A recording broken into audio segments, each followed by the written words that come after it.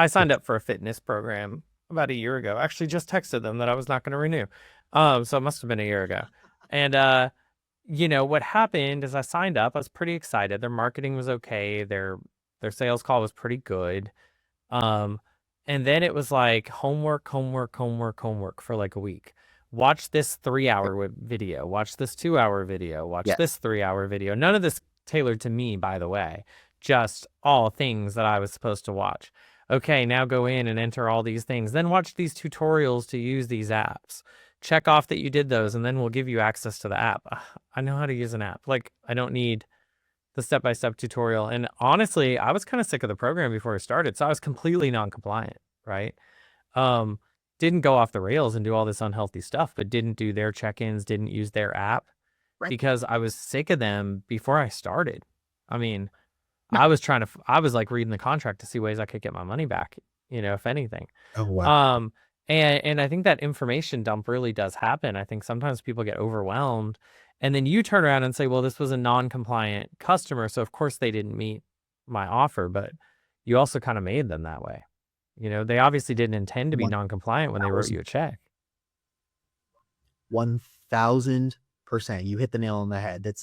It becomes a mutually destructive situation. And of course, the client ends up taking more of the brunt of that than the company does. But also you have to think of it from the company side.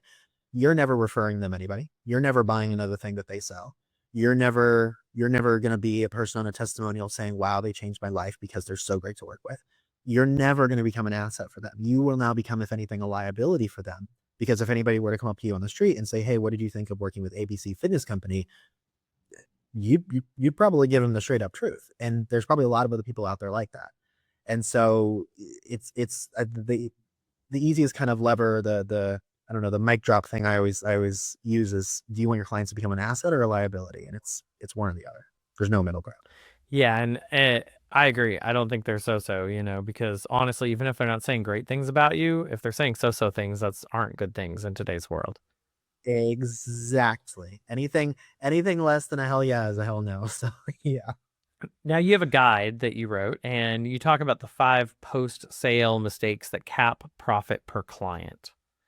Talk to Yes. us about those. Yeah. So each one of them connects back to one or a couple. There's 5. So there's 4 sales. Each one of them connects back to one of the 4 sales. Yeah, it's freebie linked in my website, just bradleyrausch.com. But just going through a couple of those there. Usually the easiest ones to, again, just to lift on, to fix. Number 1 is founder involvement. And this is just going to be a cultural thing. Like, it's not something that I can fix in a 3-minute blurb on a podcast for somebody, but looking at where your discretionary effort is going as a founder. One of the best challenges I love to give people that I talk to is look through your calendar, find all the gaps in the last couple of weeks. Where did your time, try and remember or think back, where did your time go during those gaps, right? You had an opening from 2 to 4 on a Tuesday afternoon. Did you review your team sales calls? Did you look at your ads and see how you could improve them? Did you look at trying to rewrite your branding tagline for the 100th time? I'm not saying any of those things are bad, but all I'm saying is, if there wasn't at least a minute that you spent thinking about, hey, how can I make the client experience better? Hey, why didn't this person refer? Hey, why didn't this person ascend to the next offer? I would just encourage you to take a hard look at yourself, because it's one thing to say, oh, well, what was on the plan, right? But it's another thing to look at, where did your discretionary effort go when you had nothing else to do? Where did you put your time? And oftentimes it's the front end things. So yeah, not a bad thing. It just needs to be a balance. Another thing which really just connects back to the onboarding is mismanaging your clients' emotions. So many, exactly like you said with the information, it's information dump. There's no, even for the more sophisticated buyers, right? Even if it's I don't know, it's a functional health optimization thing for $50K to take somebody from, I don't know, 10% body fat to like 8% and ready to go on a stage or something, or on a B2B. It's taking my business from running 30K in ads to running 100K in ads a month. Even if it's on the sophisticated side, your clients are human. Like, I don't know, give it another 5 or 10 years, maybe your clients will be AI, but your clients are human. Like, they're gonna have thoughts. They're gonna have, and my point is, if you don't at the very least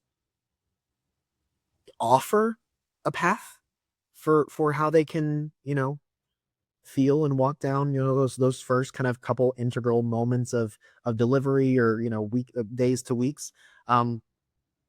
They're gonna make it, they're gonna make it for you. They're gonna build out their own, and you don't want to leave that to risk, because again, your onboarding, I think, has the highest leverage, right? You can never, in terms of emotional equity, you can always build.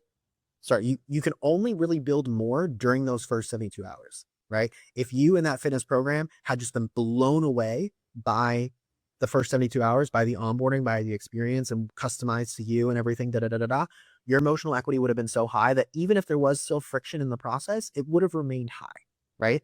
But because you came in and the onboarding was such crap, even if when you got to week 4, magically everything turned around and magically everything was amazing and you got all this customized feedback and it was exactly what you thought it was going to be, there would always be a voice in the back of your head that says, why wasn't it like this in the first place? And they would never be able to recover that emotional equity.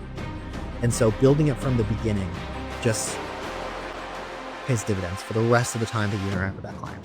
So there's a couple.